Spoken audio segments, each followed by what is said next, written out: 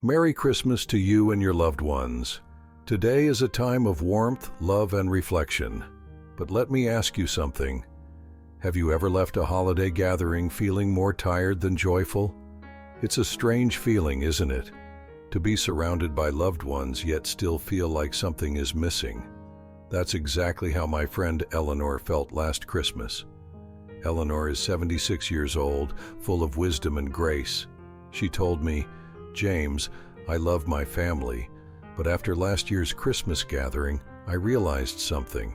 I'm not celebrating the way I really want to." This year, Eleanor made a decision to rethink how she celebrates Christmas. And her story got me thinking, as we age, should we be reevaluating the way we approach these big festive gatherings? Today, I'll share Eleanor's story and 3 powerful reasons why seniors might want to rethink large Christmas gatherings.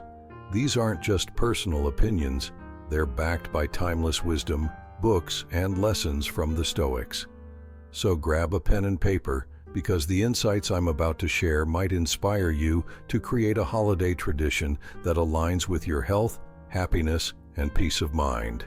And don't forget to save this video. You may want to revisit these lessons as the holidays roll around each year. Let's dive in. Thanks for sticking with me so far. Before we continue, please take a moment to like and subscribe so you don't miss out on more valuable content coming your way. Your support means a lot, thank you. Christmas is one of the most cherished times of the year, but as we age, it often takes on new meaning.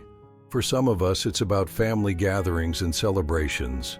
For others, it's about reflection and finding peace in simpler traditions. Last year, Eleanor, a dear friend of mine, shared something with me that I'll never forget. She said, "James, Christmas doesn't feel the same anymore. The big gatherings, the endless chatter, the constant rush, it's starting to feel like more stress than joy." Her words stayed with me, and I realized she's not alone.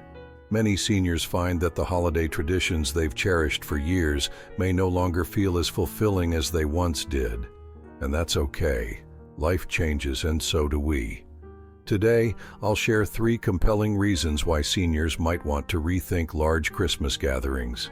These reasons aren't about avoiding the holidays, they're about celebrating them in a way that feels more meaningful and aligned with where you are in life.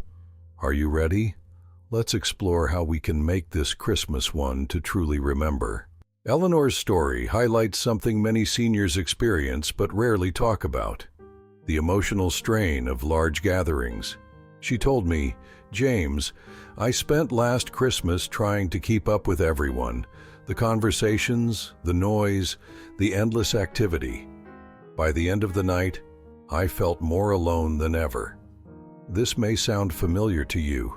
Large gatherings can unintentionally amplify feelings of isolation, especially for those who've lost loved ones or feel disconnected from the fast-paced energy of younger family members. It's not that we don't love our families. It's that the setting doesn't always nurture the peace and connection we truly crave. The Stoic philosopher Epictetus said, "Wealth consists not in having great possessions, but in having few wants." When we embrace this idea, we realize that Christmas isn't about keeping up with traditions that no longer serve us. It's about creating moments that fulfill our emotional needs. Consider this. Instead of attending a large family dinner, could you plan a smaller gathering with close friends? Or maybe even spend the day reflecting, journaling, or connecting with 1 or 2 people who mean the most to you? Emotional wellness is the greatest gift you can give yourself during the holidays. As we age, our bodies have different needs, and that's perfectly natural.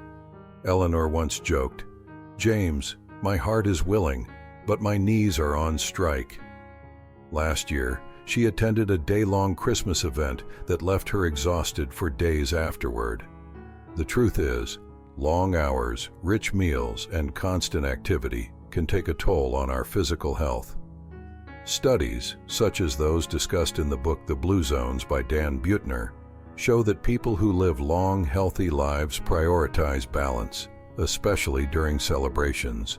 Buettner's research found that centenarians often focus on small, intentional gatherings rather than large, energy-draining events. These gatherings allow them to connect deeply without compromising their physical well-being. Think of Christmas as a marathon, not a sprint. You don't have to attend every event or stay until the end of a party. Arrive a little later, leave a little earlier, or even celebrate at home with a quiet, cozy dinner. Aging gracefully means honoring your limits while still embracing the joy of the season. For decades, Eleanor believed that Christmas meant following the same traditions year after year. Big dinners, lots of gifts, and a packed schedule. But last year she told me, "James, I realized I don't need a crowded room or a pile of presents to feel the Christmas spirit. It's about the small, meaningful moments." This perspective aligns with the Stoic idea of apatheia, or freedom from unnecessary distractions. Seneca, the great Stoic thinker, once said, "It is not the man who has too little, but the man who craves more that is poor." By stepping back from overwhelming traditions, we can focus on what truly matters: love, gratitude, and connection. Redefining Christmas doesn't mean abandoning it. It means shaping it to reflect what brings you joy now in this phase of life. Maybe that's attending a quiet church service, writing letters to loved ones, or lighting a candle for those who can't be with you. When we let go of societal expectations and embrace our own definition of the holiday, we find that Christmas becomes richer, more personal, and deeply fulfilling. As Eleanor told me last year, "James, Christmas isn't about how big the celebration is, it's about how it makes you feel." And she's right. Whether it's a quiet evening by the fire, a small dinner with loved ones, or a reflective moment of gratitude, the best celebrations honor your health, your energy, and your heart. So here's my question for you. What does Christmas mean to you this year? How can you celebrate in a way that feels peaceful, joyful, and true to yourself? Let me know in the comments. I'd love to hear your thoughts and ideas. If this story resonated with you, consider subscribing to the channel. Your support keeps me motivated to share more wisdom and reflections like this. And don't forget to save this video so you can revisit these lessons whenever you need a little inspiration. Merry Christmas, and remember, the way you celebrate is entirely up to you. Make it a holiday that fills your heart with joy and peace.